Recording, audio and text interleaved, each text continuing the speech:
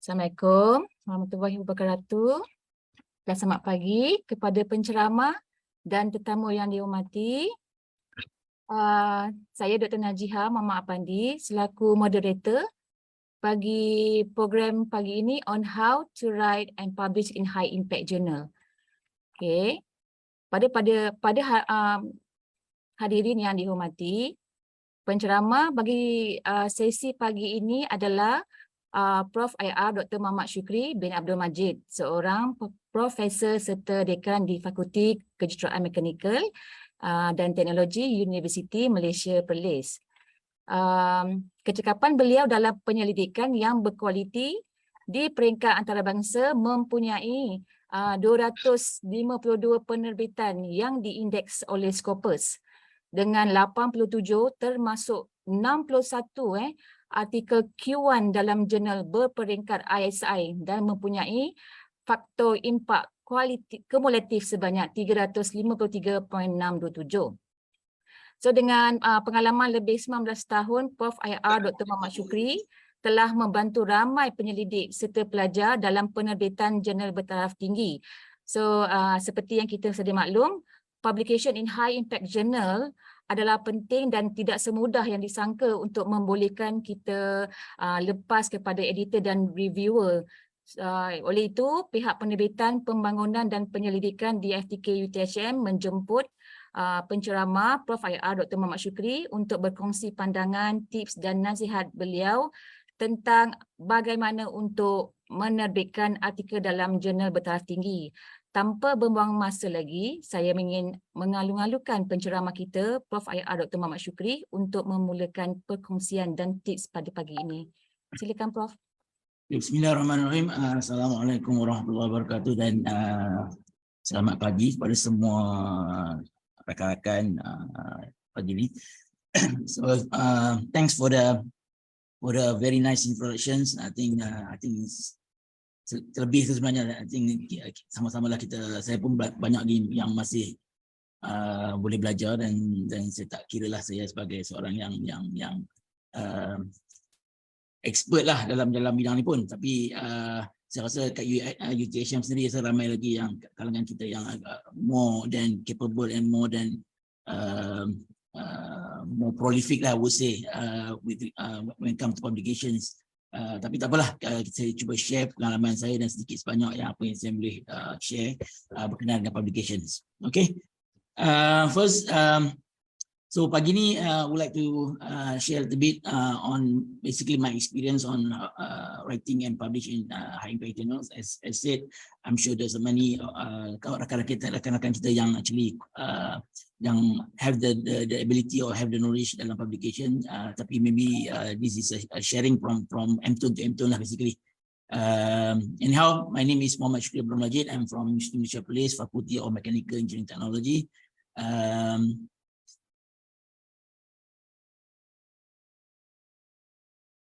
Okay, sedikit sebanyak my experience. Today we have not me je lah, me and my few of my colleagues, rakan-rakan yang bekerja dalam kumpulan. Kita ada about 256 publications with each index of 25. Citation 2000. I'm sure there are many of kalangan kita yang actually have higher higher citation and whatnot. We have 61 Q1 as mentioned. We have 89 to date ISI or impact journals published. And untuk student, we have so far completed our postgraduate students sekarang kalau ikut lebih kurang 30 lah. 17 of those as a main supervisor. So basically I'm indebted to my students jugalah with all the publications. So tanpa pelajar buat all the works, all the research, kita pun tak berupaya lah nak publish all the findings and sebagainya. Okay.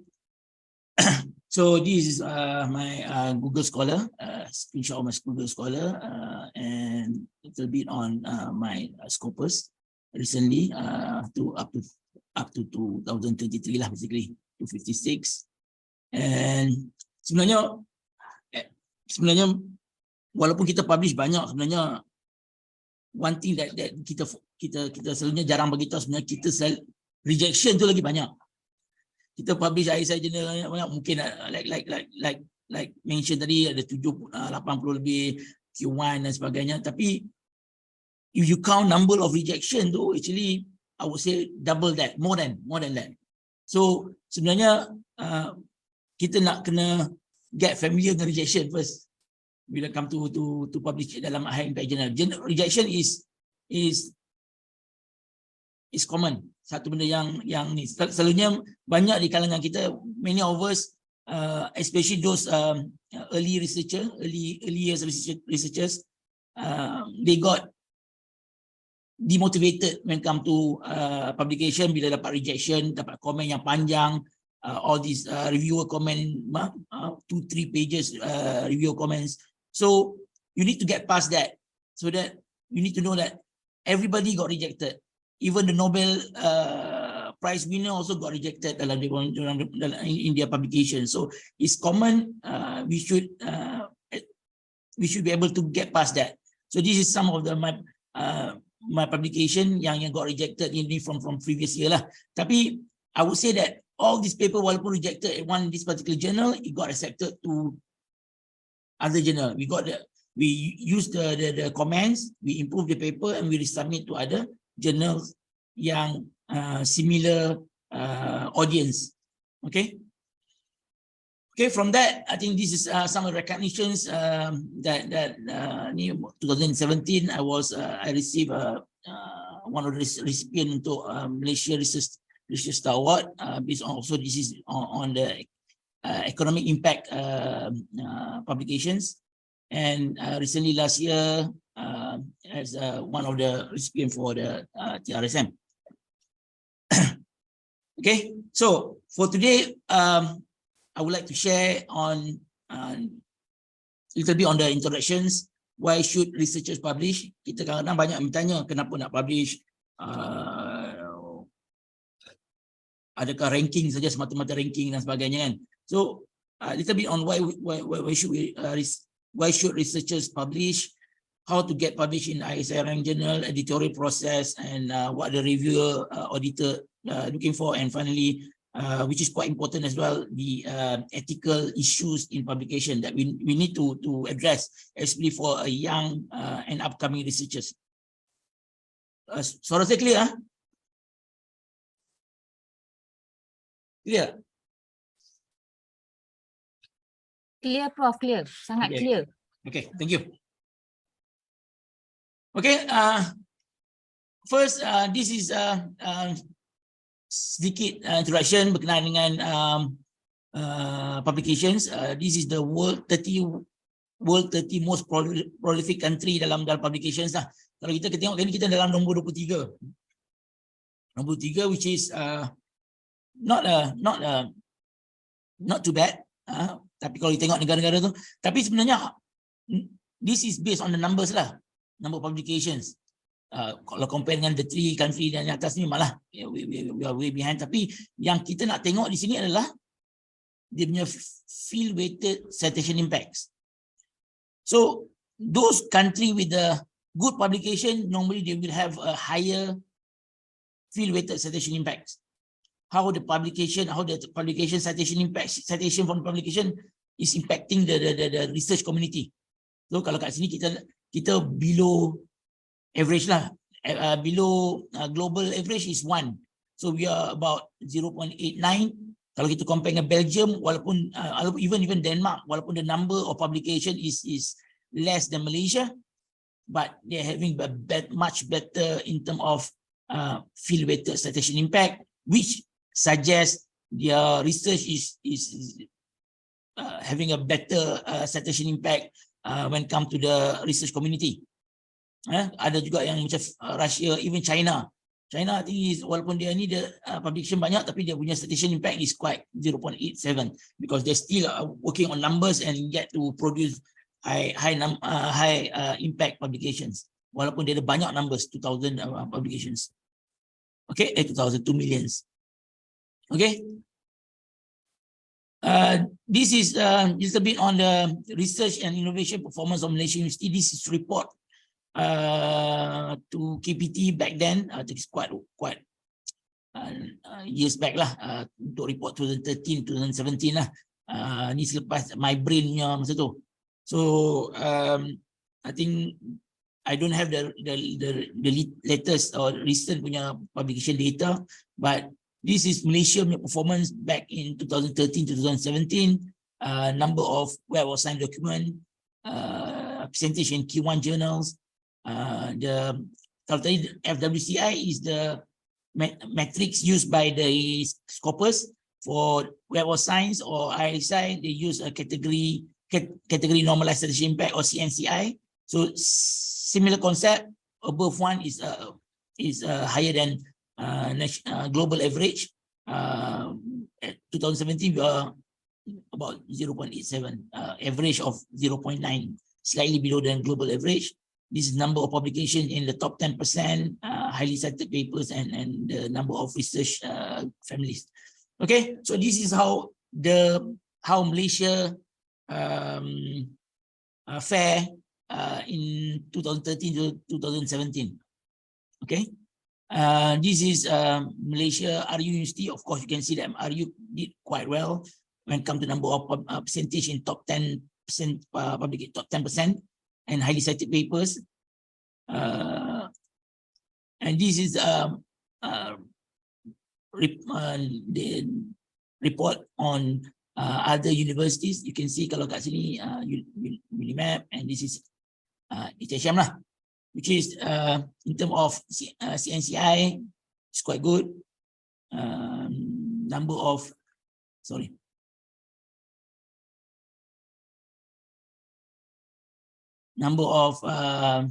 highly cited papers also. Number of publication percentage of top 10% also quite good. Okay.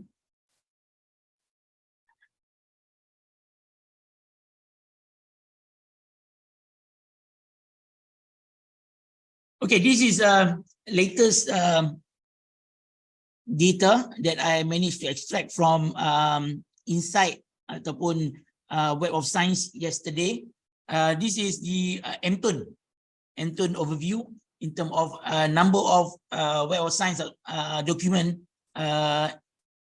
for MTON University lah, ITHM, Unimap, UTM dan juga UMP. As you can see, UMP is still doing very well. Sorry, this is Unimap. So this is for since the early days lah, so you can see that this is the data. But in the last 5 years, you can see that UMP is doing very well, and Unimap, ITHM, and UTM. Okay, this is number of Web of Science paper in the last 5 years. And this is for 2023. This is this year for the first 3 months. Okay, again UMP is doing very well among MTON lah, basically. Okay, and this is the MTON overview on the document cited. You can see that again we look at only 5 years data.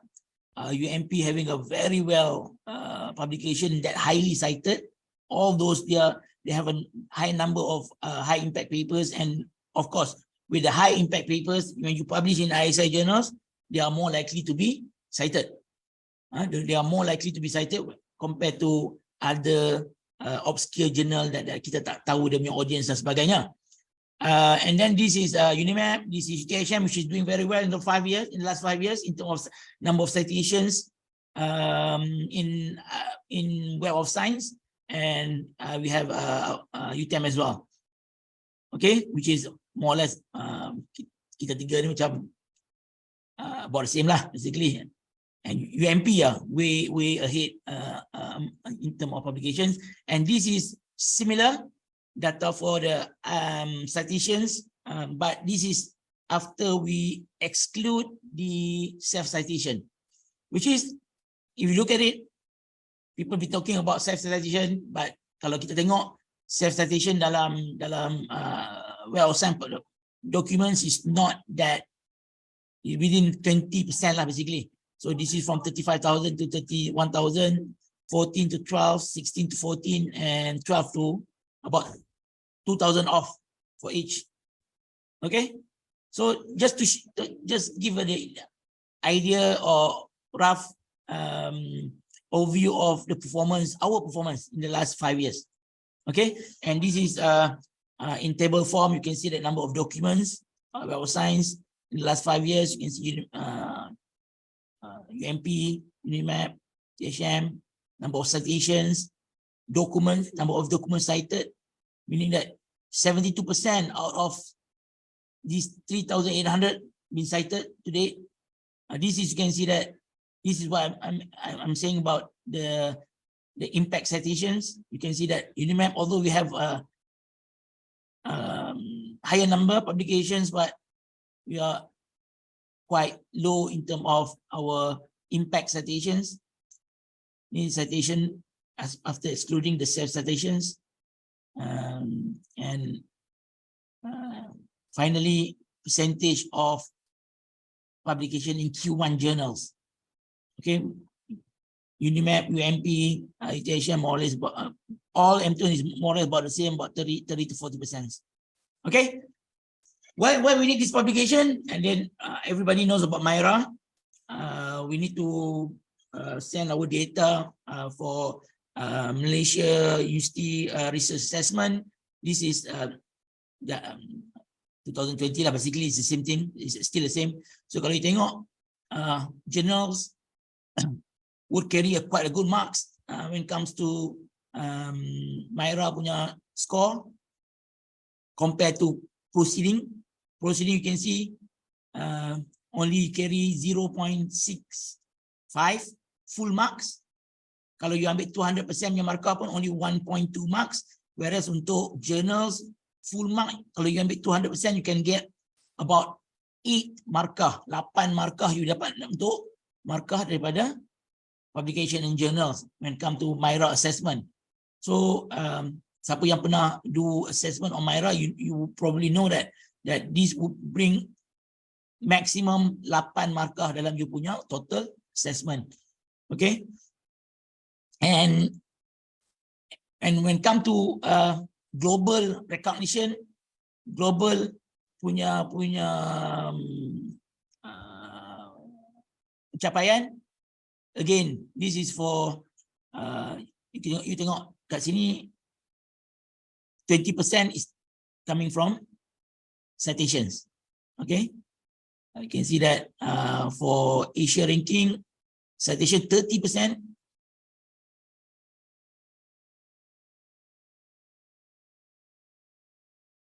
Okay, and untuk world ranking, again citation, I think they slightly changed untuk this year, but again I'm just to show you that it, again the citations bring a lot of markah untuk kita punya global punya ranking punya ni. Tapi dia bukan dia nak number of publications, they want the citations. And again, when you publish at a good journal, good publication where you know the audience, bigger audience, then they are more likely that you're going to get cited, and that would improve or help the universities. Okay. So what's the message? The message is the citations matter, both individuals for your career and also for the institutions, usually now and maybe even more in the future. Okay, some secret recipe. Kita sebagai academician, saya rasa we all very much aware that kita bukan mengajar saja. Kita punya, even though kita ada 4 track dan sebagainya, sama ada telah diimplementasi atau tidak, but we still need to fulfill kita punya research punya requirements when it comes to kita punya career progress dan career path dan sebagainya. So many of us do agree that research is normally is very entertaining, very fun. It's a fun activity where you find your go in, explore a new uncharted territory and then dapatkan new knowledge, then which you can share to the student. You can relate to your class and your teaching. Many of us don't have a problem when engage industry to solve their problem, do the design project, collecting data, analysis of results. But most of us having difficulties with the how do we interpret, how we translate that into a good publication, right? Normally kita start dengan writing the paper lah. Yang tu yang selalunya kita tak buat. So we don't have any problem dengan kita punya publication wise, dengan kita punya research activities. Some of us apply grants, successfully dapat grants, tapi when we want to close the grants, FRGS for example, we need to produce a paper, then normally many of us couldn't fulfill the KPI of publications. Okay, and now kalau tengok even FRGS now, dulu they just wanted a publication in Scopus Journal. Now one of the publication must be a Web of Science Index journal. So many academics publish very little over the course of their career. Typically 80% of publication came from the 20% of the judul. Kalau you tengok mana-mana institution pun yang publish high number publication ni basically the same people. Only the same people. So that's why most of the publication came from the 20 to 30% of the staff sahaja. And kebanyakan staff lain bukan tak publish tapi less number of publication came from them. Be it mungkin sibuk dan ada komitmen teaching dan sebagainya, tapi as I said, as academicians, this is terpakai ke semua kita lah. So kita selalunya kita akan ada minimum publication punya KPI dan sebagainya. So that's why publication is important. Okay. Why do so few academics write? Lack of momentum of the progress after coming back from their PhD. Lack of confidence, macam saya kata tadi, hantar sekali then you got rejected, you receive lots of comments, 2, 3, 5 pages review comments, and then you got demotivated. Then from then on you stop. You kata no need, I couldn't bear the rejection. Fear of criticism and rejection, same thing. Limited knowledge in the editorial process. Sometimes they have no problem in terms of writings and preparing paper, but they don't have a good knowledge in the editorial process, and that's why it got rejected. Limited time, busy with academic roles. Again, academic roles, writing papers is part of kita punya academic roles lah, basically. And poor writing skill, this is something that we can improve. Yang lain ni, of course, kita kena belajar. Okay, who benefits in terms of value on unpublished material or unpublished work? Nobody going to benefit from it except for the people who work on the project, which is not a good ways ataupun not a good ways to spend taxpayer money, especially if you got funded by FRGS, TRGS, and yet there's no publications. So walaupun kita kena produce the human capital, tapi in order for the work to be in the interest of the public, it need to get published. Okay, who is disadvantaged? Other researchers yang tak tahu what's going on with your work, and the funding body. In this case, kalau FRGS, Malaysia lah, because kita spend about 200 million a year on grants, on research grants, tapi kalau kita tak dapat the amount of the good publications, then is a waste for the country.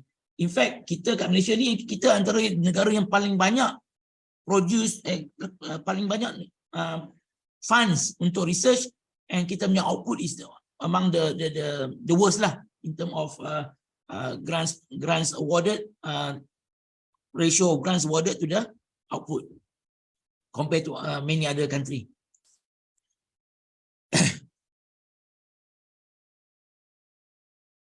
Okay. Why we need to publish?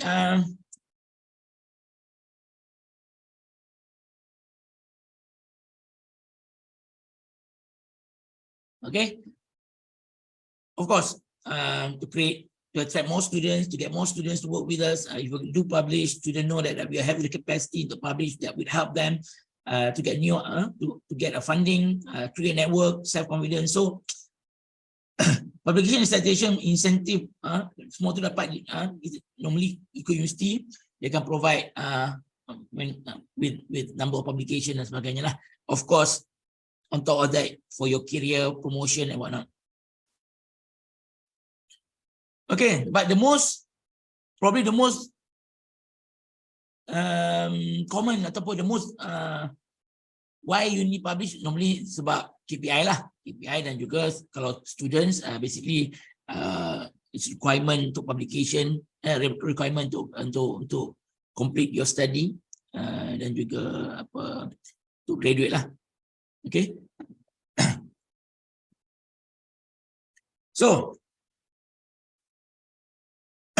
just sedikit overview. I think this is quite common. I think for senior academician, I think this is quite general.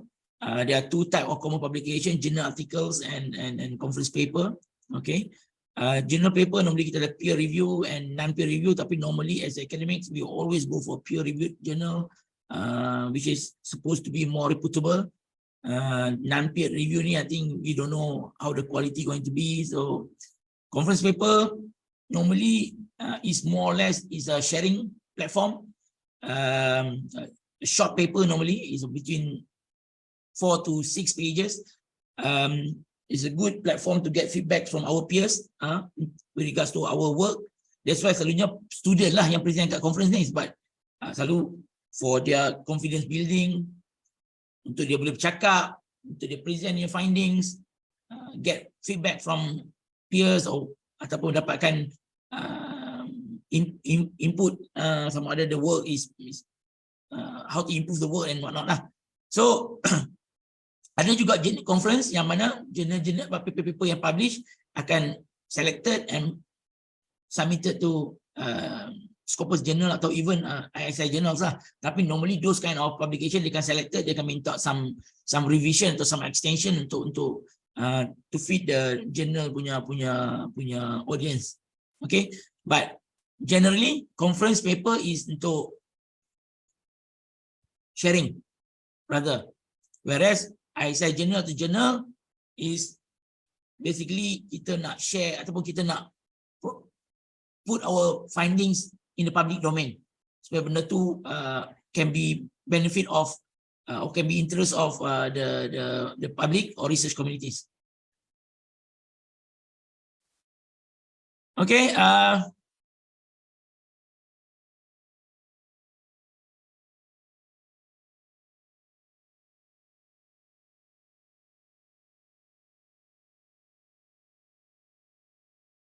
impact factors journal, normally people nowadays when come to well science publications, kita selalu biasa dengar lah impact factor publications. This impact factor basically rank the journals into the quartile, Q1, Q2, Q3, Q4 lah. So the higher the impact factor, the more likely the higher you get the paper get cited lah in the last 2 years. Dia ada calculation dia, tapi yang ni tak penting lah. Ni you can work out, you can find this information on from the internet. Basically, it's the number of citation for in 2 years over the number of paper published. Okay. Submitting your papers to appropriate ISI journals, the important issue you should care for submitting your paper to a journal. First, the scope of the journal, the journal impact factor, and the reputation of the journal.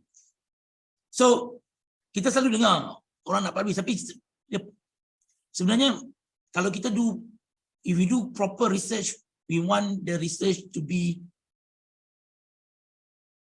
available to the research community ataupun kita punya community. Meaning that if you're working on computer network, you want the findings to be available to the computer network punya researcher punya community. Same goes for the material science or composites. You need to the findings or the research finding yang you dapat tu available to the research community. So you need to be very particular, or you need to know your audience. That's why you need to know the scope. You need to know who are the audience of the journals. Okay. Journal impact factor yang tadi tu I mentioned. Again, journal impact factor ni is something that the number is not comparable. Meaning that if the journal impact factor is supposed to use to evaluate the impact of the individual articles and not to compare between journals or between individuals. Okay, it should not be compared from different journal of different research area. For example, if I published 2.5 impact factor in journal A, I cannot compare that with somebody who published in say for example journal virus of impact factor 15, because we are coming from a totally different scope, totally different research community. So it should only be used to compare or to rank the journals within the same research area. Okay. So this is how the journal impact factor should be used and how the journal impact factor should not be used. Okay. Apa yang ni boleh tengok ni lah. This is just a very overview of what is the impact factor, what is the quarter ranking. Now, after impact factor, now it's the quarter ranking.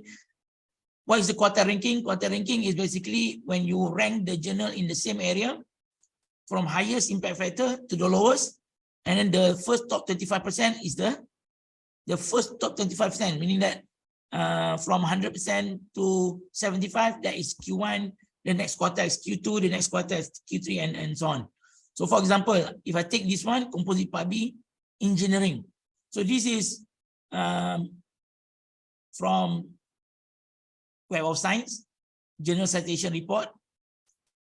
If I click composites here, it will give me the list of journals within the same area, which is material science composites, and will rank by the journal's impact factor. So what is Q1? Q1 is the top 25% of the journal dalam list material science composites. Okay, so you can see that is Q1 dalam engineering, is Q1 dalam material science composite, is also Q1 dalam engineering and multidisciplinary punya discipline. Okay, is 98% percentile, this 94% percentile, so it's ranked number 2 out of 92 journals in this discipline, and this is ranked number 2 in 28 journals in this discipline. So you can say that this Q1, this composite part B is a Q1 journal. As you can see from the records, it's been Q1 for many years. Okay, and this is top 10% because it's 98, 99, and this 99 even top 1% basically for this year. Okay. For example, if you take another journals, which is this one is composite structure.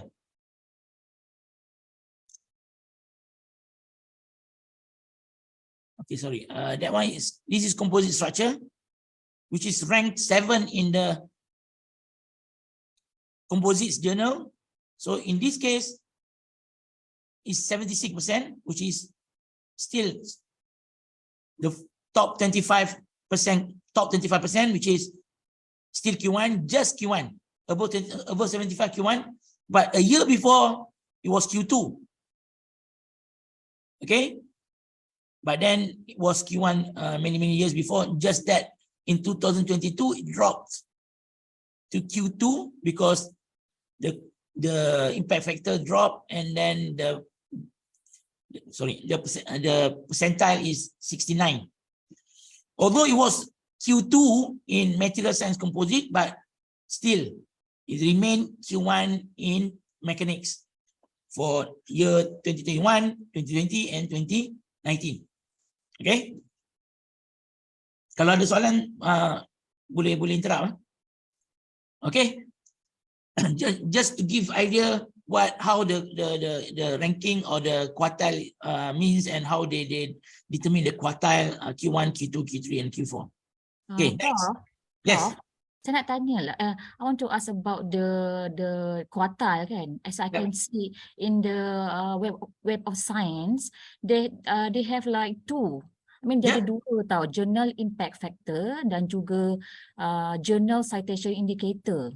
So macam mana tu, Prof? Yang mana satu kita perlu perlu tengok kuartal, macam contoh macam saya tengok sekarang. Saya faham. It should be on the impact factor. Oh, what about the rank by journal citation indicator? Yang tu,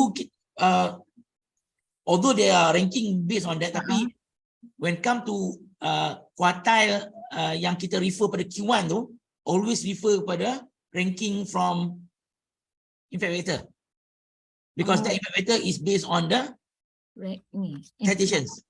Citation. But Yes. Bukankah journal citation indicator pun dia based on the citation juga?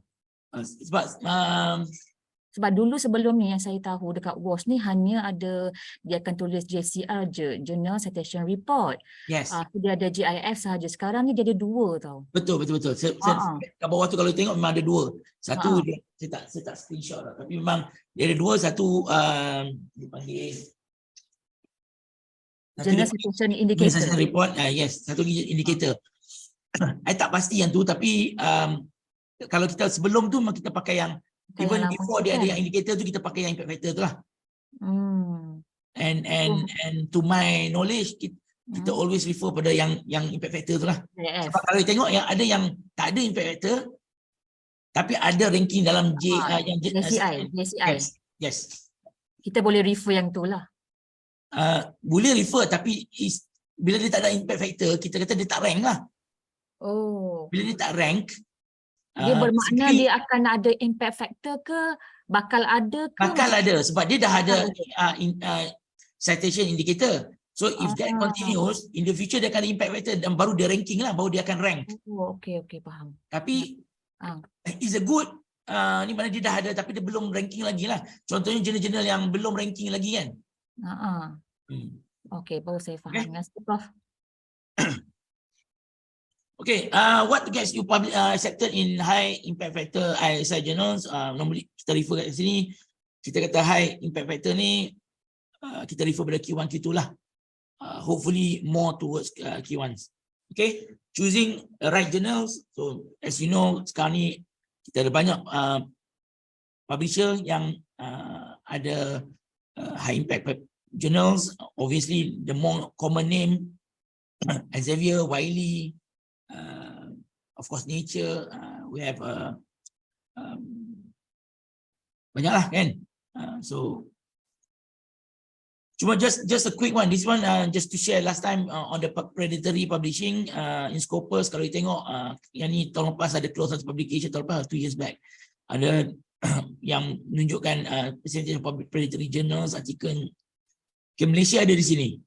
So Malaysia kat sini top 20. So tapi kalau tengok lebih kepada social science punya publication lah. Okay, so saya I go through about this predatory journals untuk kita punya perhatian bersama lah. Okay, finding the right journals, aims high or low, quantity or quality. So normally when it comes to publications, especially high impact publication Q1 Q2, kita always aim for Q1 lah. Q1 aim for balance for some quick low-level conference proceeding for a new researcher, a new young academics. Of course, you can always start your publication career dengan conference, journal MySite, journal Scopus next. Tapi at one point you need to improve yourself, and at one point you need to start try yourself to publish in a better journals lah. Like even myself, when I finished my PhD back in 2011, of course kita belajar. So my first couple of years, most of the publications were in conference proceeding, okay? And then my first Q1 publication that came from my PhD work, which came from our own project back in Malaysia, was in 2014. Okay, so it took about 2-3 years after my PhD before I even published in a good high impact journal publications. Okay, so you need that polishing, you need to, that learning curve before you publish in good impact journal. If you have that ability, go for it. But the key is always to get the first one in. Macam saya kata,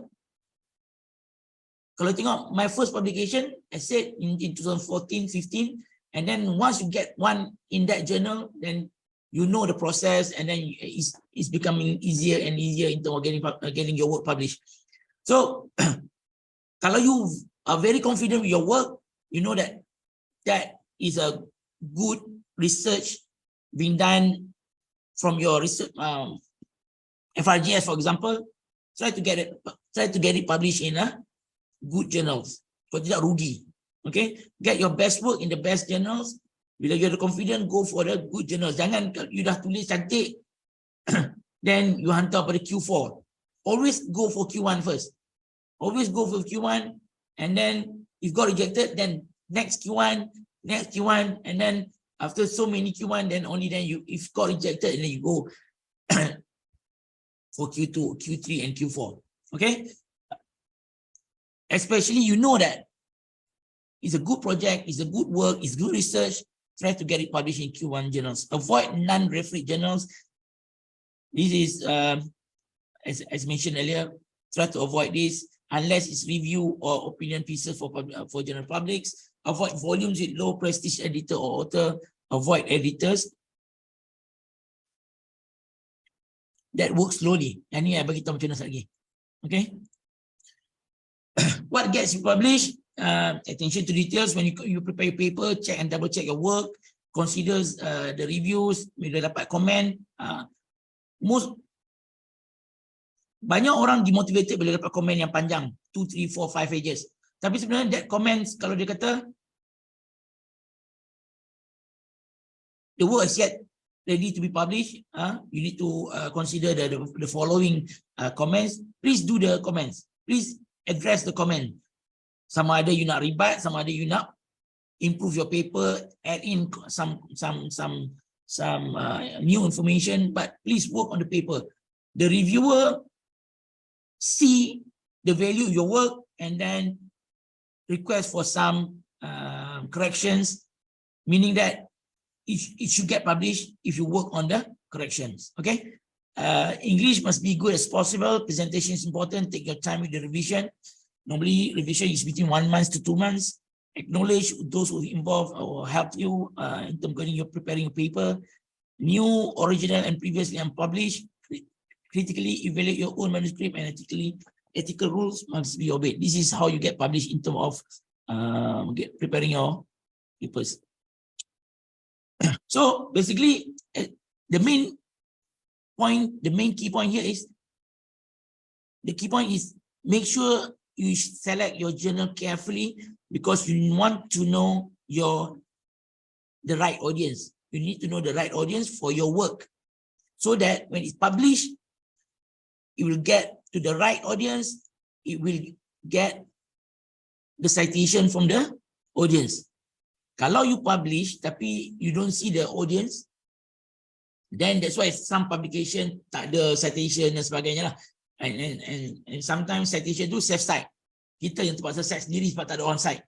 Especially conference paper lah.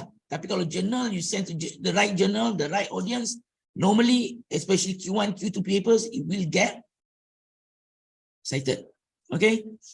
Consider chances of success, review instruction. Chances of success is normally when you submit your paper, jangan shoot in the dark. Saya tunjuk. Normally you need to know some input, some information from the journals. What is the reviewing time? What is the acceptance rate of the journal? Okay, so these two are very important because it will help you to strategically submit your paper. Kalau journal tu ada very high percentage of rejection, and yet their reviewing process is very slow, please avoid. Kalau you work on the deadlines, okay. Tapi kalau you ada ample time, tak apalah. Tapi selalunya kalau you know that the journal having low acceptance rate and yet long reviewing time, normally kalau I can avoid lah, sebab I don't want to waste my time only the paper to be rejected after 6 months.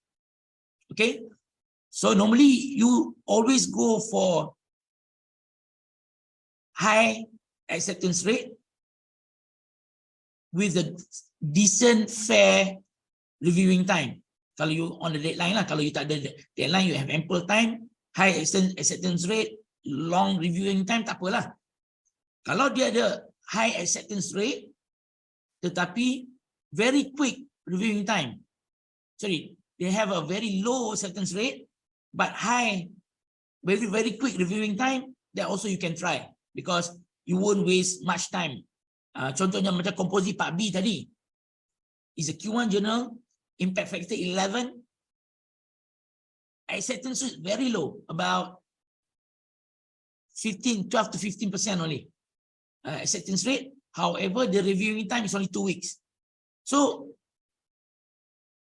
2 weeks to 4 weeks. So basically, if the paper got rejected, which is most likely because the acceptance rate is only 15%,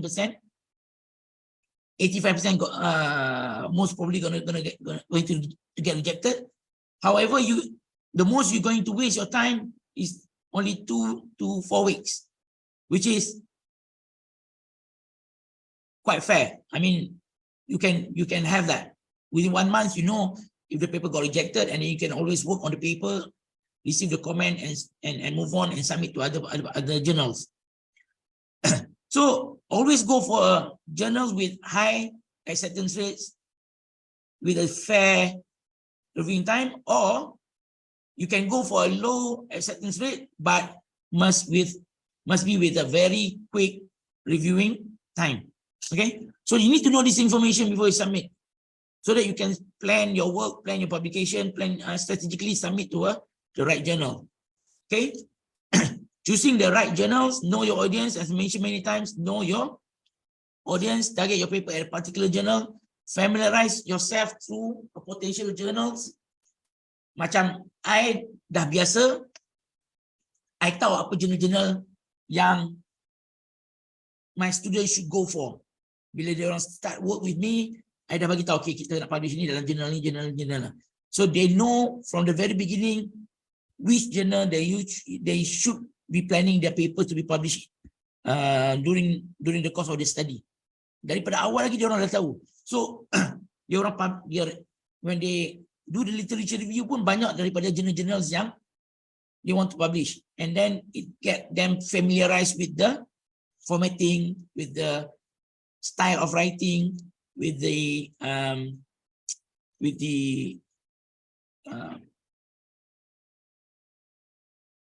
journal basically. Okay, so jangan you dah work student dah almost towards the final of their work, only then you are looking for a journal to publish. So that's, although boleh, tapi it's not a good practice, but you will be try to fit your work, fit your research findings to that particular journal. Jadi susah, okay? Banyak correction kena buat, nak meet the general format dan sebagainya, student pun tak familiar dan sebagainya. So always identify your journals that you want your student to publish from the very beginning of your work. Then you tahu apa jurnal-jurnal yang you nak publish. And of course, then you tahulah dia punya impact factor, dia punya reviewing time, the acceptance rate dan sebagainya. What sort of paper to publish? Original articles, brief or reviews. You know, reviews will get you more citations, but this is not considered a research article. Research articles always original articles that you publish your new work. What is the culture of the journal? Meaning that their audience, their scope is very important. Anything outside the scope, normally nowadays, it will get rejected. National or international focus, okay? You need to closely match the scope, as I mentioned just now. So, bila pilih jurnal, macam I dah tahu dah jurnal-jurnal selalu hantar, tapi for young researchers, you need to know this, and you need to know, make sure that you know the scope, format. Nowadays pun dah ada dah jurnal-jurnal yang write your own way, write your own way, punya format. Once you dah prepare, you submit, they have their own editorial production yang akan format your paper into their format of the journals. So ada, Xavier pun ada, macam even composite structure, dia punya journal is basically write your own way punya format. Then dia orang akan do, dia editorial akan buat, dia punya production people akan buat to fit their formatting. Okay, so you need to know, ada certain journal they are very strict with their formatting. So kalau you don't mind, then you go ahead. But saya tak apa go for that kind of journal, sebab kadang-kadang bila kena reject, you need to change your formatting dan sebagainya. So that is to your preference lah. Always go for the highest quality journals that is within your topic. If the journal rejects the paper, you can always turn to the second on the list. That's why I kata tadi, you need to know what sort of journal that yang sesuai dalam research you for that particular project. So that if you got rejected from composite part B jadi just now, you can always send to composite part A. You can always send to composite structure. You can always send to a composite material journal. So you know that sort of journals already from your list. Basically, you know that from the head, top of your head, Q1, Q2, Q3, Q4, and easier for you to advise student and prepare the publication, prepare the papers. Prof, Yes. I have a question about open access journal. Yeah. that require payment, such as publisher like MDPI, Indawi, kan. So and then the APC for journal for MDPI ni can be quite expensive lah, around 10,000 kan for Q1 kan. And then they quite known for their fast reviewer and processing, right? But are these journals still good for publishing? Okay. And then macam mana sedangkan dia pun di-index di web di WoS and have quartiles like Q1 and also Q2. So do we really need to choose publisher like Xavier, Taylor's, kalau macam Hindawi dengan MDPI ni relevant ke tak? Sebab dia still di-index oleh WoS. I memang nak komen benda tu, tapi you tanya awal tak apa. Okay. Basically, yes. Kalau you tengok sebenarnya the nature of the publication now, they go for the open access. Sebab satu, of course, kita boleh deny lah, dia ada profit making juga kat situ. Even banyak jenis-jenis Xavier sendiri pun ada yang open access. Contohnya macam material design, I used to publish there back in 2014-15. Memang dia normal green access lah. Tapi sekarang ni open access, memang lagi mahal daripada ni, sampai $2,000, $3,000 apa dia punya apa open access APC ni. dia. Yes, APC. So sebenarnya jurnal-jurnal ni, of course, kalau ada people argue that whether the qualities, whether the so-called the academic value is there or not, whether it's properly monitored dan sebagainya. Tetapi for the time being kita rasa, for my opinion lah, saya ada jugalah dalam publication yang ni, tapi kalau tengok secara overview, kalau you ambil paper Elsevier, paper MDPI, I would say that the Elsevier will be more convincing paper lah. Tapi nonetheless, both are indexed by Web of Science. Yes. So kalau you tengok recently, kalau you up to date with the news recently, ada beberapa jurnal MDPI. I think 2 of the journal MDPI got dikeluarkan daripada Web of Science database. I think one of it is environmental research, which is a Q1 impact factor 4+. Yes. Tapi many people forget to mention, out of daripada 2 jurnal MDPI itu sebenarnya more jurnal Hindawi got lagi banyak jurnal Hindawi yang di-remove lagi banyak, ada jurnal Springer banyak. So basically, although I would prefer publication in yang bukan APC punya, yang ada APC lah. Tapi sebenarnya APC ni kalau you ada funding, you ada funding from industry or from, why not go ahead, tak ada masalah. Sebab kita, I don't think we can be in terms of whether the paper, the journal tu should be is okay or not when come to the predatory lah. Basically, I think we leave it to the authority lah. Sebab kita kat universiti, kita bukan authority figure untuk kata journal tu tak sesuai ataupun orang kata tak proper dan sebagainya lah. So selagi mana Web of Science index, selagi mana Elsevier, Scopus index, so we should leave it to the authority yang decide lah. Once kalau diorang remove from the database, then you shouldn't submit to the journal lah. Okay, I wouldn't recommend or advise any my students or colleague to submit to the journals that have been removed from the Web of Science or Scopus. Tapi selagi mana it's been indexed, it's okay. It's okay lah, sebab kita we are not the authority. Okay. We leave it the authority to the Web of Science. Oh. So maksudnya kalau jurnal daripada MDPI like sustainability, environmental yang sebagainya, maksudnya bila diindeks oleh WoS tu, dia punya peer review pun sangat susah juga kan, sebab saya baru ada satu paper published in sustainability by MDPI, dia punya maksudnya dalam reviewing session tu, proses tu pun dah sangat-sangat sukar sebenarnya. Betul. Dua kali. Betul. Tapi ada yang setengah penyelidik macam berpendapat yang MDPI ni yang kata one of predatory, sedangkan dia dah di-remove kan, dah di-remove. Maknanya yang di-remove baru ni, the reason dia punya journal tu, dia publish I think about 16,000 publication got last year. It's still 16 or 13,000, which is about more than 1,005 papers per month. Hindawi yang paling banyak kan. Yes, Hindawi. yes. Elsevier pun ada juga dengan Springer. Correct. So remove, basically this is what I said. We leave it the process to the authority lah. Selagi mana Web of Science or Scopus still should be okay.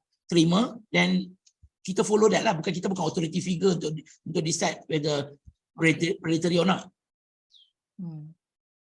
Baik, Prof. Kalau tidak kan dia akan jadi celaru. This group of people kata predatory, this group of people kata tak ni. So kita tak boleh nak differentiate which one is the correct, which one is the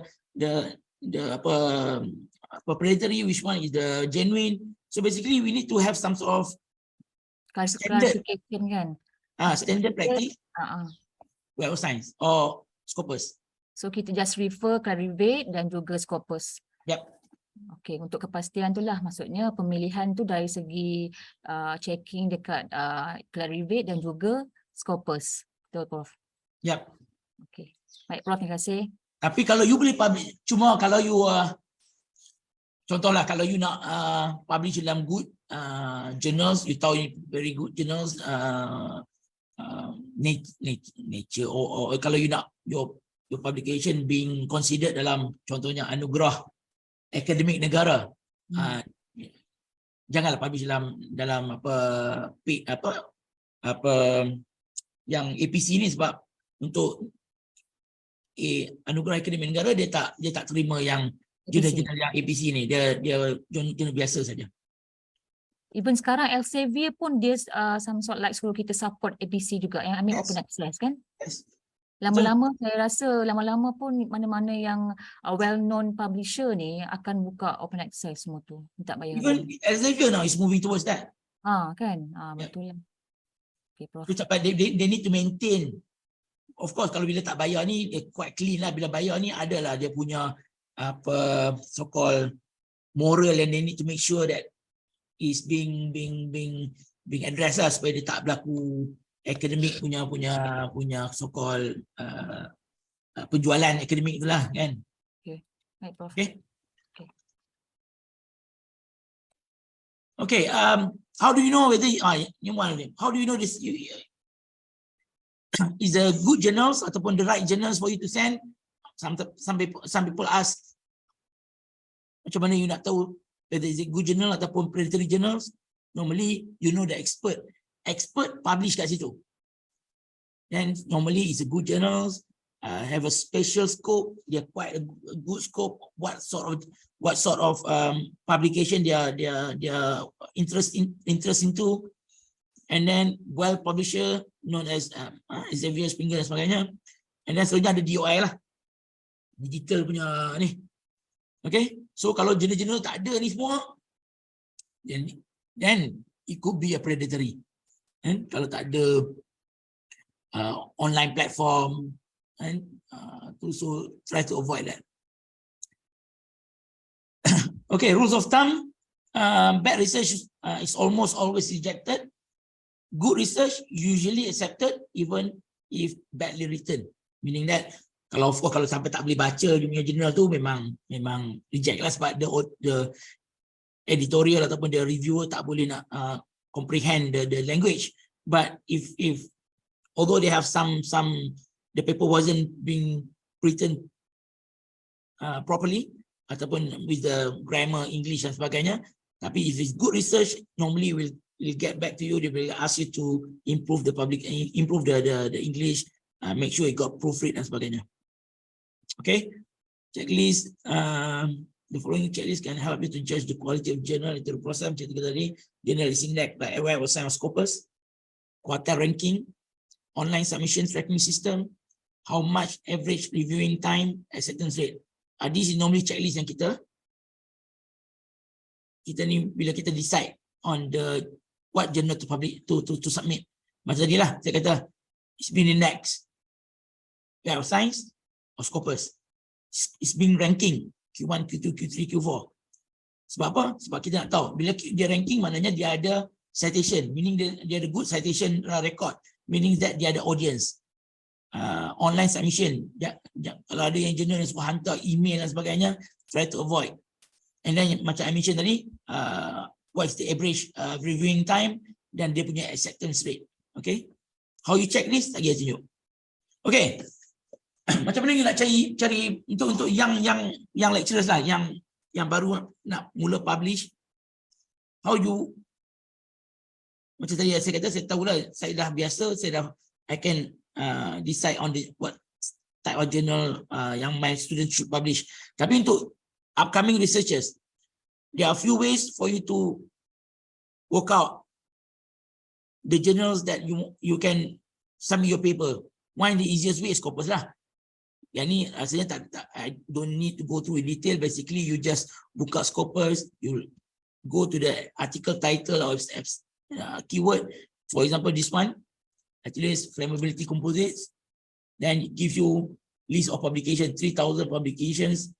Then you dapatlah scientific report, general material science, technology, industrial corp. Ini all this publication dalam flammability composites. Okay, vibration of properties of APP flame retardant running fabric, reinforced epoxy resin composite, published kat industrial crop dan sebagainya. So you can identify the right journals.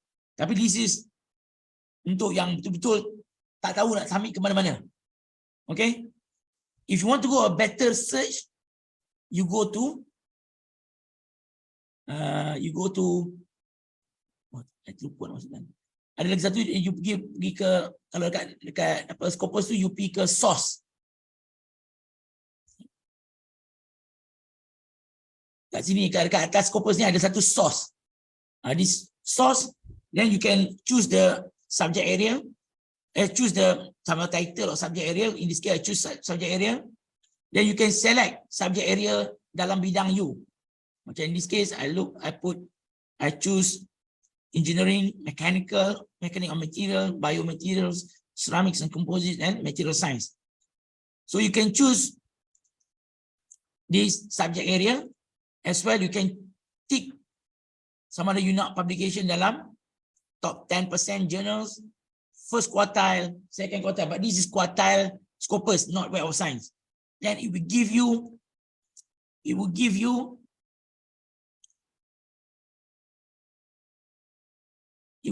the journals, for example, first quartile dalam bidang-bidang ni. Okay, you can try later. Okay, this is the, other than just type dalam Scopus tadi, you can actually work out bidang-bidang you dan juga even number of percentage quartile yang you nak. Okay, next is publish dalam you can use journal finder, Xavier.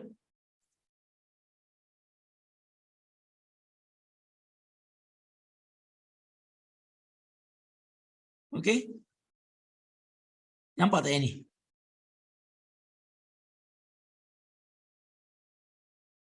Ya, journal finder nampak? Nampak, Prof? Yang ni find journal ni? Ya, journal finder Elsevier.com kan? Okay. So kalau you type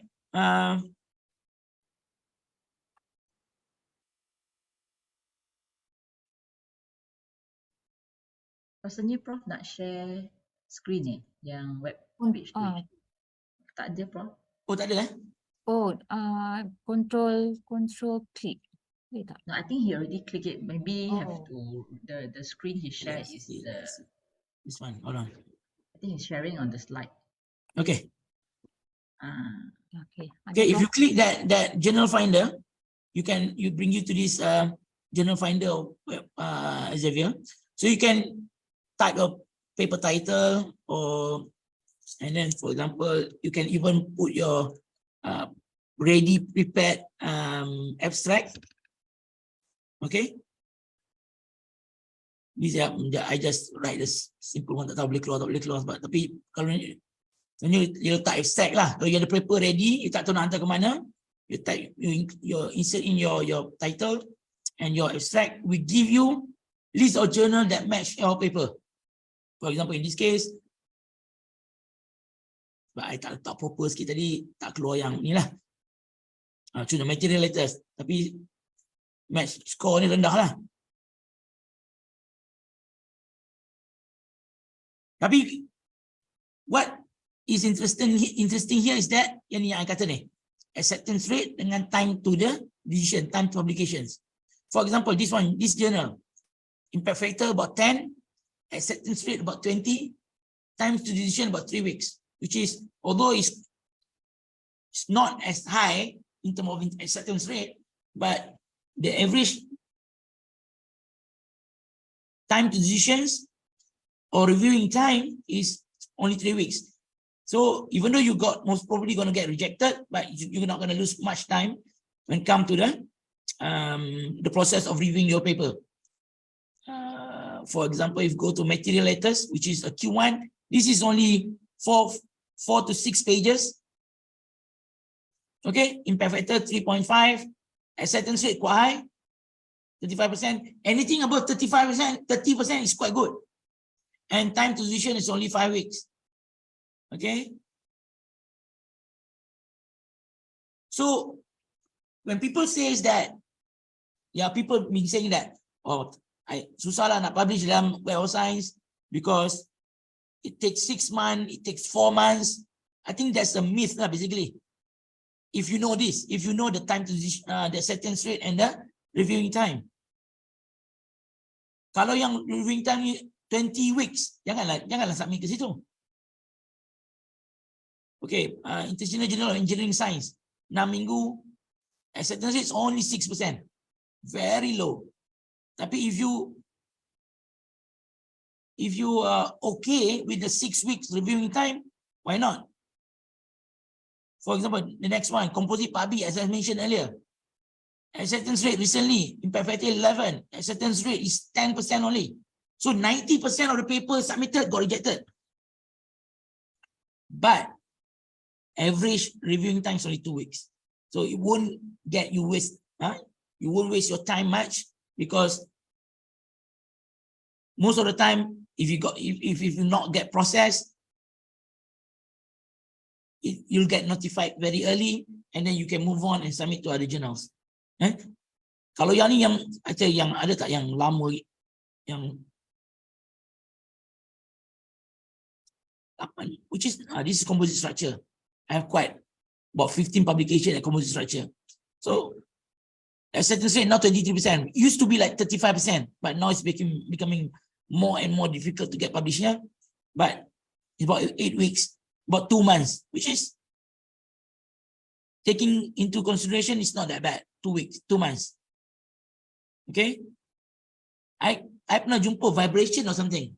Dia punya reviewing time is about 20 weeks. So normally try to avoid that kind of journal macam ni. Composite part A, tadi part B, part A, impact factor 9.4, acceptance rate slightly higher 15%, 3 weeks, which is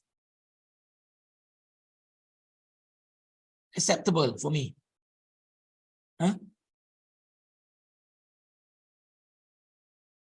Composite science and technology, impact factors about 10, acceptance rate about 15, time to decisionality rate 3 weeks again. So you need to know this in order for you to plan your submission. Okay.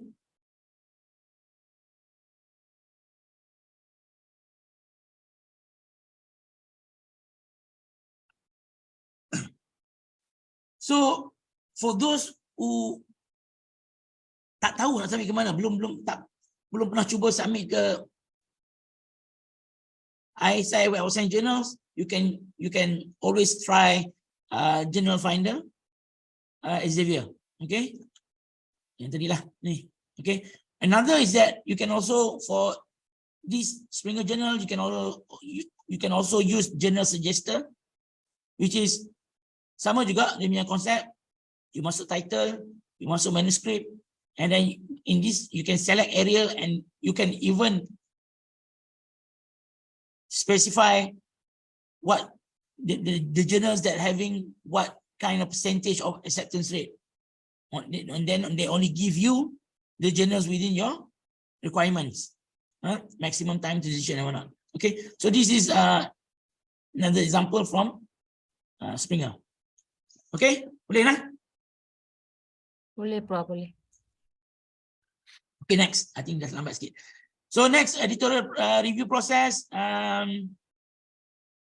Macam saya kata tadi, setengah tu dia bukan tak boleh tulis. Bukan dia tak boleh prepare paper, tapi dia tak tahu proses. Okay, tak tahu proses. That's why kadang-kadang dia hantar pun tak betul dan sebagainya kan. So, you need to know that kita ada author, editor dan reviewer. So, you submit a paper. Yang ni editor can check whether the paper within the scope, the formatting is okay, the content is pretty much interest of the journals. Then they will send to the reviewers. Then reviewers akan review the manuscript, and then they will decide. They will provide the comments, and the editor will decide sama ada with that comments, sama ada they reject ataupun it requires a revision. Before submitted to the reviewers, selalunya kita kena kat sini. Tadi bila yang 90% tadi yang reject tu, kebanyakan reject dekat editor. Most of the time, if you pass the editor, you are 50% dalam rumah dah. So basically you need to pass the editor. Bila submit to journal, WoS journal, the most critical bit is passing the editor. Once you get past the editor, I would say that you are about 50% chance to get accepted. Of course, with correction. Once you do the corrections, once sama jarang sekali lah lepas recommendations got accepted, kemudian dia akan dapat revisions. Once you get dapat revisions and you do the revisions, you are about 95% going to get accepted.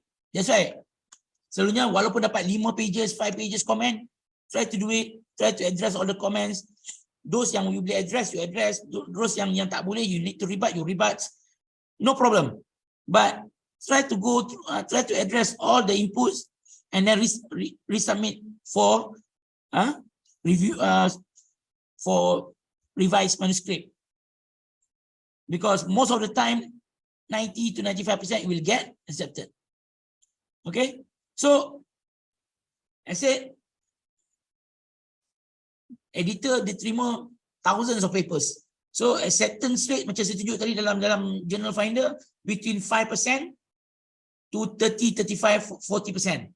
Kalau you ada jumpa journal yang 45% acceptance rate, memang you should go for it. I pernah jumpa journal, I couldn't remember journal tu, 50% acceptance rate. Tapi dia punya reviewing time dia about 10 weeks, which is in 2 months, you ada 50% chance untuk accepted, which is a good numbers. So papers are rejected at 3 stages I mentioned. Without review, 50%. Ini dia kalau without review ni kat editor punya stage. Kalau you lepas editor, as I mentioned just now, you are 50% chances to get accepted. After review, kalau you lepas review and the editor from the recommendation of the reviewer for a revision, you are about 95% chances your paper to get accepted. Jarang sekali lah lepas you buat correction dan sebagainya, the paper still get rejected. Yang tu ada lah, bukan tak ada, ada about 5 to 10%. I pun pernah kena buat rejection, buat correction dan sebagainya, hantar somehow got rejected. Tapi I think it's only 1 or 2 cases, but it's not a common punya outcome lah.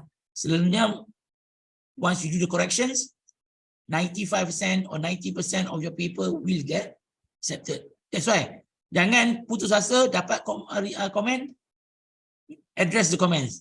Dapatkan minta tolong kawan-kawan, minta tolong your senior, your professors, address the comment. I'm sure it's going to get accepted. Okay. Yang ni tak apa, result of the review tak apa, post mentions. Okay, why the papers get early rejections? Yang itulah yang tadi kat editor tu kan. Macam kata tadi, editor tengok audience, tengok paper ni sesuai tak dengan scope of the journals. Selalunya dia orang nak cover the scope of the journal supaya journal tu eksklusif dalam bidang tersebut, dan you will get more and more citation because it's focus journal. That's why kalau you tengok journal-journal yang high impact, yang Q1, dia focus journal, dia jarang journal-journal yang generic. Contohnya engineering science journal. Yang generic journal ni selalunya susah you nak dapat high impact factor. Okay. Paper is routine application, well-known method. Paper present the incremental advance in a limited scope. Okay, tak ada apa ni. Why paper get rejected? Preparations, failure to meet submission requirement, incomplete coverage of literature.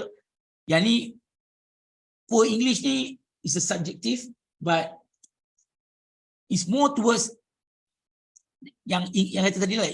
It's very difficult to editor to comprehend the English. If just the poor English and the editor or the reviewer still can understand, normally if the as I mentioned, if the research is good, normally they will return it to you for you to improve the English. That's all, and you can submit the paper for proofreading, which is Kalau you ambil yang good one, it's going to cost you about 600, 700, 800 ringgit. I mean, you can always use your incentive or initiative from the university or your grants, your research grants to for the proofreading, and then submit a paper again. Okay. Rejections, it's not the end of the world. Everyone, including Nobel laureates, has a paper rejected, so do not take it personally. Yang ni memang ada my junior ataupun ada kawan-kawan I pun, my colleague, kadang-kadang dia orang kata dia orang tak mau buat lah, bukan sebab apa, you kena reject selalu. So I think that's common. I think you need to get past that. Rejection is something that is part and parcel of world of in publications. So yang penting sekali, you need to understand why the paper got rejected in the first place, and then try to take benefits of the paper, of the comments. Kadang-kadang walaupun paper got rejected, kadang-kadang input daripada rejection atau daripada reviewer tu, pelajar boleh gunakan untuk improve dia punya understanding, or even would help him prepare for the viva session. Kadang-kadang soalan yang sama ataupun query yang sama dibangkitkan dalam Unimap paper yang maybe will get query again during your students punya viva. So if you have that information early, the students can prepare and address the comments, and then would make them ready for the viva later time. Okay. So always take that as a positive. Walaupun got rejected, the input always going to be a very good for the students to keep up with the research work. Evaluate your work and decide whether it's appropriate to submit to the paper elsewhere. Kalau paper got rejected, normally you cannot resubmit the paper to the same journals. You need to submit to elsewhere. But you can always submit to other Q1 journals as well. No problem. Okay. What to do with rejected paper? As mentioned, read the rejection letter, return it. When you come down, take all the comments and try to improve the paper, submit to another journal. Kalau 3-4 kali journal Q1 kena reject, then only go for the slightly lower rank journals to Q1 or Q2, Q3 or Q4. I think that's the practice lah basically. Jangan you buat satu journal yang you rasa very good research work, submit ke Q4 sebab you kata Q4 ni senang nak, maybe got better chances to get accepted Q4 than Q1. Tapi you dah miss the opportunity because the paper, the reviewer might find the paper very important or very crucial for their journals, and it may got accepted to the Q1 journal. So always go for the Q1. Only then, if it got rejected many times, only then you go for the lower ranked journal. Okay, never treat publication as a lottery by resubmitting the rejected manuscript directly. Ada juga rakan-rakan kita di mana dia kena reject, ada komen, dia suruh buat A, suruh buat B, suruh buat C, tambah baik ni, tambah, try to improve certain part of the journals, but of course because of the time constraint dan sebagainya, dia tak buat, dia submit ke journal lain without any improvement, without any revision to the manuscript. So I think that's a waste lah. You waste your time, hantar kat journal dah bagi komen dan sebagainya, reviewer bagi komen, tapi you tak address the comment to improve the paper. I think that's just reckless lah. Okay, kalau kita academics, kita take the comments and try to improve the paper. Okay, what the editor and reviewers are looking for, always remember, journals need paper almost as we need to publish. Okay, sebab kita nak publish because of kita punya KPI, because kita punya research, kita punya research tu di dalam public domain, but the editors need the papers. So that's why you tengok ada banyak email dan sebagainya. because they want a good journals published in they want a good manuscript, good papers published in their journals, so that they will get the citations needed and improve their ranking.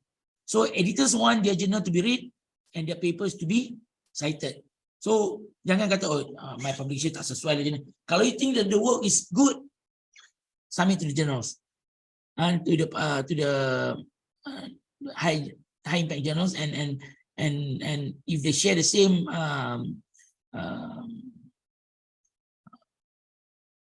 yang kata paper is good paper, then obviously the editor would want the paper to be published. General publishers do not want a zero cited articles. That's why kadang-kadang you tengok dulu citation rate tinggi. Acceptance rate tinggi, macam kata tadi 40%, 45%. Now it's only 20%. Sebab apa? Sebab maybe they found out that banyak manuscript yang was accepted, but there are no citations. So after many years, the paper got no citations. That would bring down, would affect the reputation of the journals. Okay.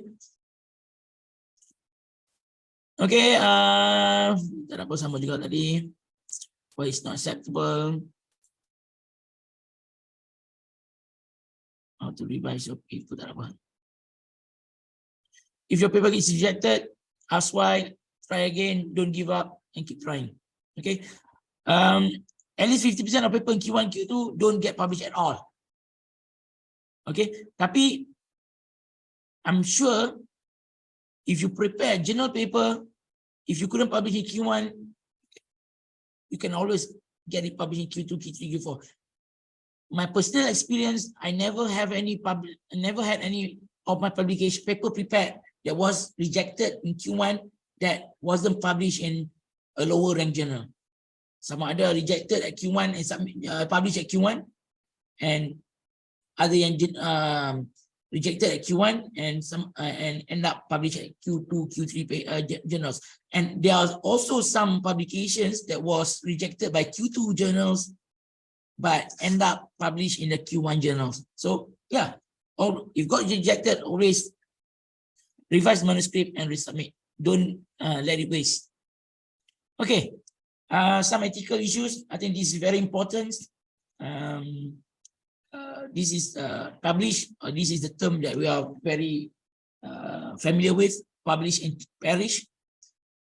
But publish and perish here not refers to your academics career, but it's only referred to your academics or your reputations as a researcher if you break the ethical rules.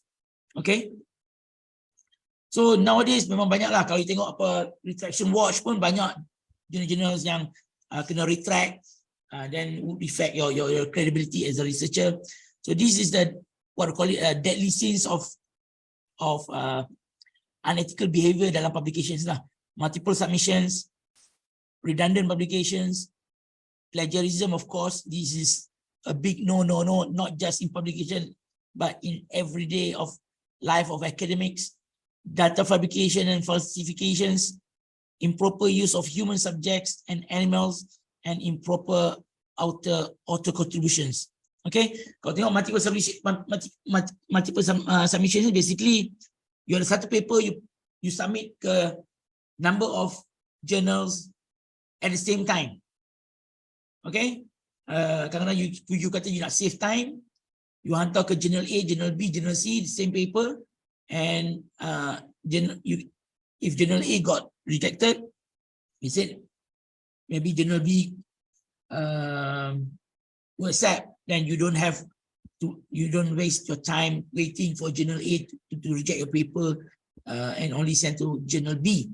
But there are more chances that journal A and journal B would send the same paper to the same reviewer, and if this happen, then is a very big repercussions, and there are cases that even researcher got banned from submit to the journal because of this practice of submission, multiple submissions. Okay, so please avoid, do not submit to multiple, do a multiple submission at the same time. Okay, redundant publication means that you dah publish satu paper, you ubah about 10% of the content and you resubmit the paper to other journals. Okay, so you try to recycle the papers basically. Okay, and plagiarism, of course, many knows that this is basically you just copy from other people's work. Data fabrication and falsification, basically you are creating data, or you fabricate your data. This happens. I think there are publications from local universities that before they were retracted because of data falsifications. I think a couple of years back, I think from local known Malaysian universities, which is make news in the retractions watch. Improper author contributions. I think a bit be subjective, but nowadays I think there are many journals have requires the author to submit authorship credits, where detail out what are the contribution of each of the author of the papers. So now, even if the author provides some financial support, for example, for the APC, that can also be construed as a part of the author contributions. So I think this is quite spelled out now compared to previously. Okay, so these are the five, and then this I think would like to highlight. I think the few weeks back, ada keluar dekat social media juga berkenaan dengan improper conduct when it comes to citations practice. So this is one of examples. They have this is basically a conference paper, methodological proceeding. You can see that this has Katikayan. It's only 2 pages, 3 pages paper, but you can see that he cited self-cite excessively himself, out of 70 plus references. I think almost all of it is with self-citations. Okay, so this is another unethical practice when it comes to self-citations. Of course, self-citation is allowed, but normally within the certain limit. We know that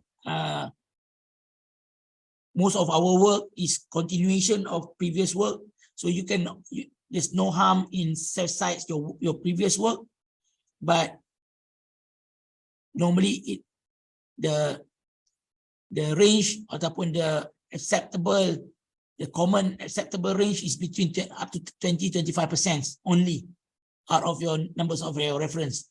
Kalau kat sini almost all of the references is self-citation. So I'm not sure whether all of these papers relevant or related to the current papers. Obviously, it's very difficult to need to go through all the papers, obviously, but again, this is not a good practice for the citations. And another example of unethical practice as well. This is again from the MDPI quoting. You can see that this paper is about advanced nanowire.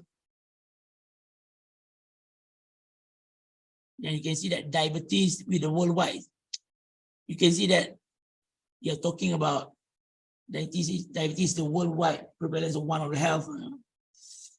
But if you look at the citations here, it's talking about all the papers got nothing to do with the subject matters, residual stress, soft computing, photon detonation, gas oil. This is another practice where basically they try to include papers to push up the H index. Okay, so this is another unethical practice that we as academicians should distance ourselves from this type of practice. Okay, so just a quick review or quick summary. Why is revision important and necessary? Yang tadi tu sorry. No, this one. Okay, quick recap. Submit to the right journal.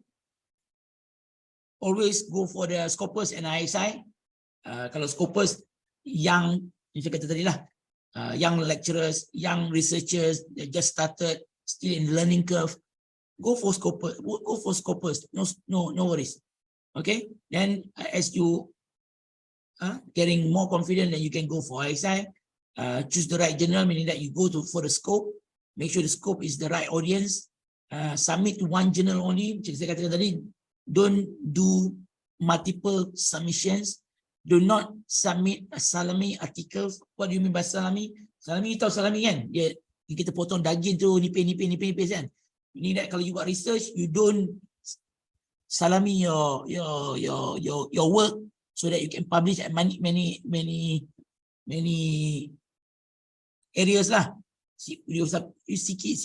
Basically, normally for a journals, they prefer a complete work. So that's why kalau you buat PhD, normally kalau you boleh publish 3-4 journals tu, there is more than excellence. Kalau you kata you punya PhD, you publish dalam 20 journal, I think there's something not right from your work. Meaning that you are saya katalah, you submit salami article, you cut small pieces. Okay, pay attention to the journal requirements. Pay attention to the structure of the journal. Check your English. Pay attention to the ethical standard I mentioned earlier. Try to distance yourself from that practice. Your academics, after all. Okay, and finally, this is my personal advice based on my experience. Tadi general punya ni, always supervisor to submit the papers to ISI journal or to Web of Science. Kadang-kadang saya tengok banyak praktis, kadang-kadang di kalangan kawan-kawan kita, kadang-kadang lecturers pun, student yang submit. Yes, student can submit, but normally the supervisor is the corresponding lah. So when the supervisor is the corresponding, you should submit because at the end of the day, they are students, they are working on your work. Students will always be the first author. You, the supervisor, will always be the corresponding author because you are corresponding to the grants as your research grant and the content of your work. Okay. Karena student ni dia tak tahu, so kita lebih tahu. And bila kita submit pun, kadang-kadang bila kita dah ada nama dalam bidang tersebut, kita yang editor would know your name. So it would be more advantageous if the supervisor to submit the paper and not the student. Of course, the student will always be the first author of the paper. Choose the right reviewers. Yang ni pun kadang-kadang bila journal tu bila submit, you kena suggest reviewers. So try to suggest reviewers within the area. Try to suggest reviewer that, although this is a very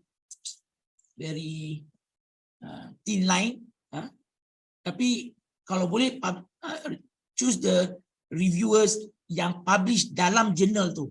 Kalau you submit to Composite Part D, for example, you know this reviewer has published in Composite Part B, and even better, you cited their work. Of course, work that is relevant to your research. Of course, janganlah masuk reviewers yang tak ada relevant langsung dengan your work, then you suggest their name as a reviewer. Selalunya always choose reviewers yang biasa publish di jurnal tersebut and tahu content tersebut, and then kalau they work on the same area, try to cite the paper so that they know that this is within their research area. Always check the reviewing time and acceptance rate. Just saya kata tadi, that is my personal. Sebelum submit, always check the reviewing time and acceptance rate. You can strategize your submissions. This has been my practice from many years. I tak submit, shoot in the blank submit. Lepas tu you kata, oh you hantar 3 bulan, 4 bulan, there's no response. So then you waste your time, and after got rejected, you need to find another journal and resubmit.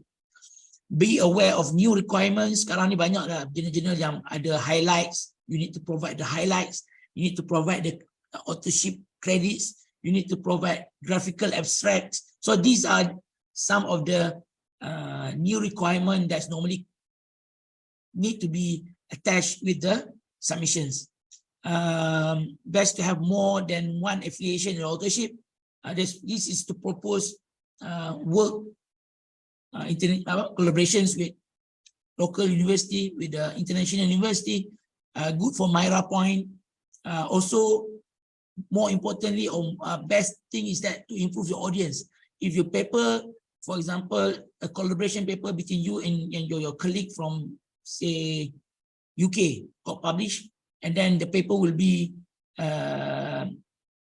accessible to local Malaysia punya audience as well as the UK's audience. So that would give you a better pool of the audience and increase the chances the paper to get noted and get published, get cited. Avoid predatory publisher. Avoid predatory publisher. Macam saya kata lah, nak tahu publisher dia bayar hari ni, so accept. Ataupun dia tak ada proper DOI dan sebagainya lah. And finally, requirement for postgrad. Jadi yang ni yang I practice, but again, I'm just sharing you my practice. Normally with my master student, I would want them to publish in one ISI publication, and my PhD to submit in 2 ISI publication, and been practice of mine for many years. And alhamdulillah, most of the students managed to do it. Even for a master student, they managed to do publish in one ISI publications. Although walaupun ini bukanlah requirement untuk graduate di Unimap lah. Tapi I always practice this, and so far most of students manage to fulfill this requirement, and then it makes them, diorang pun very happy lah. I mean, bila diorang tahu their work, their hard work for the last 2-3 years have been published in a good journal, so there's a good motivation for them, even for master students, for them to continue their PhD. Okay. I'm not saying that everybody needs to follow this, but this is just my sharing of my practice. Okay. Final recommendations: research is fun. Okay. Rather than publish and perish, you should publish and flourish. Writing up requires patience and perseverance. It was the effort. As I shared this many times, my first Q1 outside my PhD was in 2014-2015. Whenever I publish another Q1 today, I still have that excitement. We publish in Q1, so the excitement is still there, even though it's been many years. It's been 60 Q1s to date, but the feeling is still the same as if it was the first one. Okay. Nobody is perfect. Everybody sweats. Yes, of course. Kadang-kadang I dapat komen, kadang 5 pages, kadang-kadang kita tengok.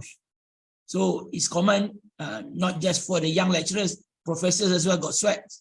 Also, diorang pun kadang-kadang orang kata berpeluh juga bila come to comments and addressing reviews dan sebagainya. So be thankful to the reviewer who send you a 10-page report with criticism and comments. That person has spent a lot of time and effort on your work, meaning that they do read your work, they do take their time and their hours to read your paper and do comments. So who knows, they could be a big professors from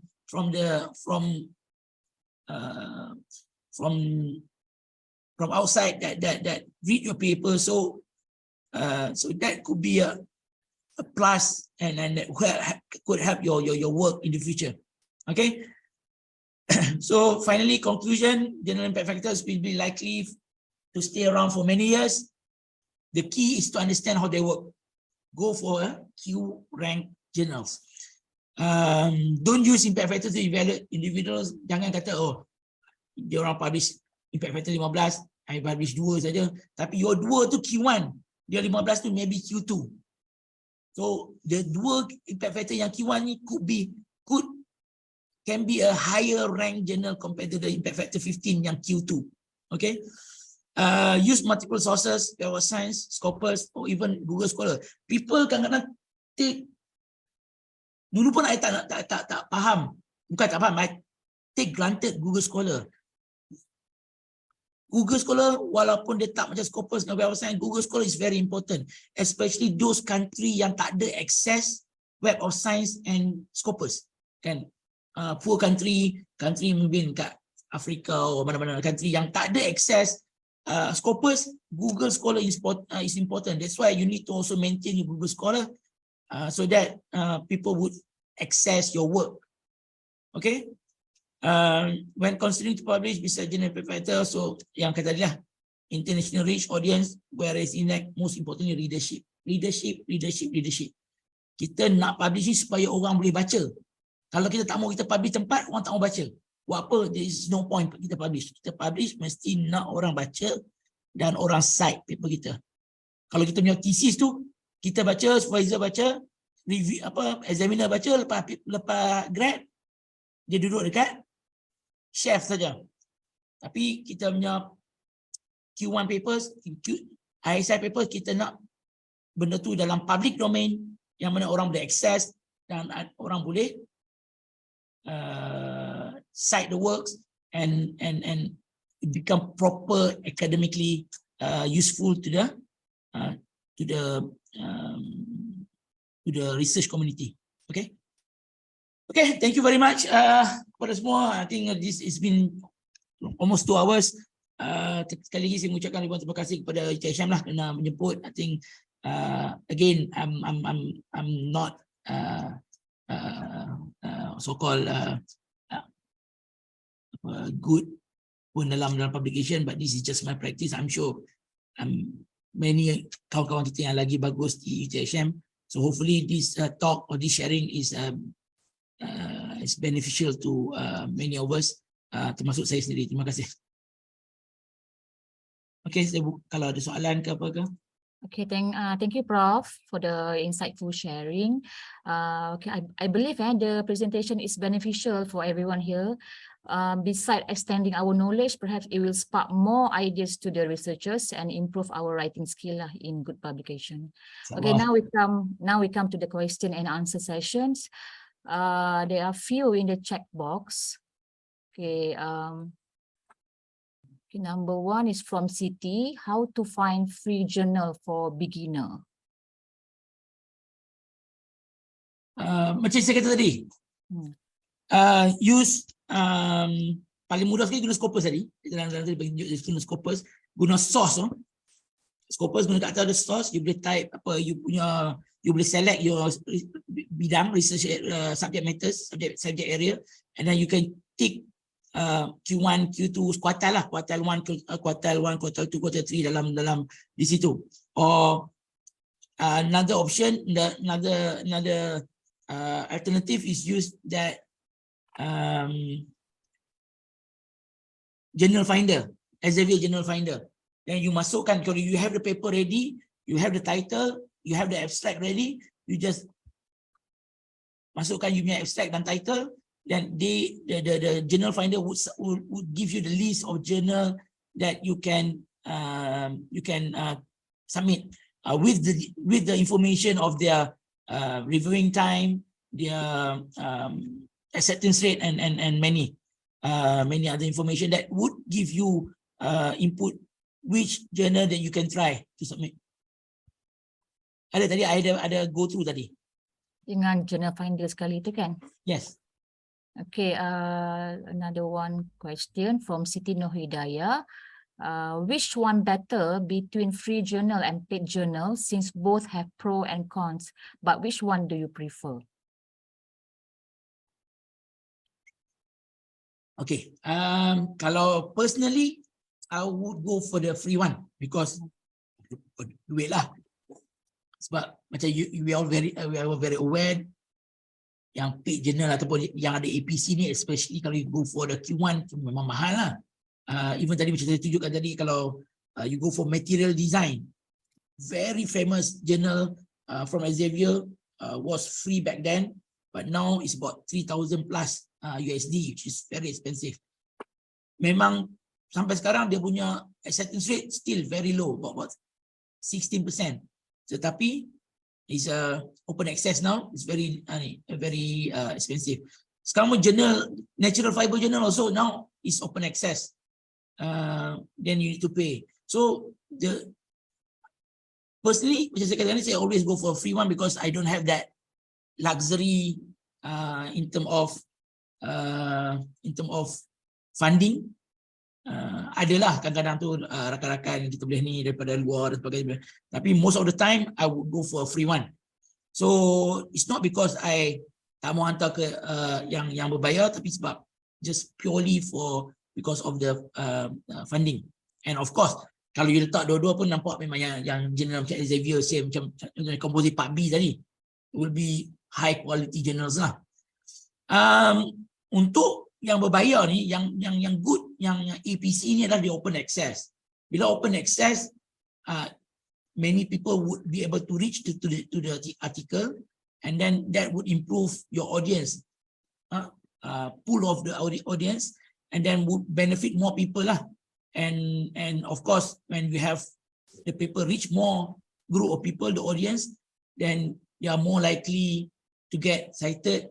So that's why normally for open access article, the citation will be, chances they will be higher lah. Okay. Okay, Prof. Okay, Prof. Last question ni, Prof. How long should we need to consider to waiting the review process of the journal before we go to another journal? Again, this is very subjective. Like I said, if you have ample time, for example, you are second year student, for example, PhD second year, you have ample time, you submit a journal already for journal A, for example, with high impact factor, Q1, acceptance rate is good, meaning that 40%, for example, 40% acceptance rate, but the reviewing time is about 12 weeks, 3 months. I think if you have ample time, you can wait, go for it, because it's a good chances because it's a 40% acceptance rate. However, if you are toward the end of your study and you are going for a publication because to meet your requirement for your graduation, for example, and obviously you will need to submit to a journal with a less reviewing time so that you can push, so that you don't waste your time. So it's subjective, depends on your what's your condition, what's your time at the time, but always go for a journal that would give you the best audience. That's the important thing. Time is depends on your situation at the time lah. During time, tapi anything between 4 to 6 weeks is well acceptable. Okay. Okay, Prof. I guess that's the question. Okay, finally, we have to end. I mean, it's almost, it's already 10:30. Okay, we have come to the end of the session. Once again, I would like to say thanks to Prof. IR Dr. Mohd Shukry for your informative and insightful sharing. And thank you everyone for gracing our program session with your presence. We truly appreciate it. And now, can you all please open your camera for photography session? We buka kamera lah.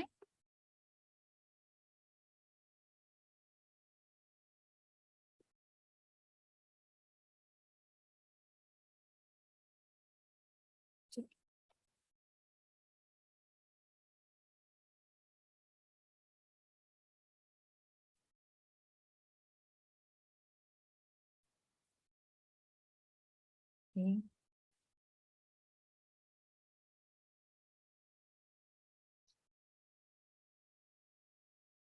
Okay, satu, dua, tiga. Smile. Okay, page kedua. Boleh tak? Atau kita ambil jugalah.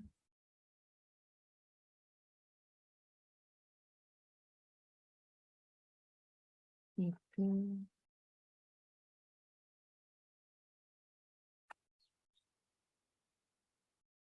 Okay, one more time. Freestyle ke? Okay. Satu, dua, tiga.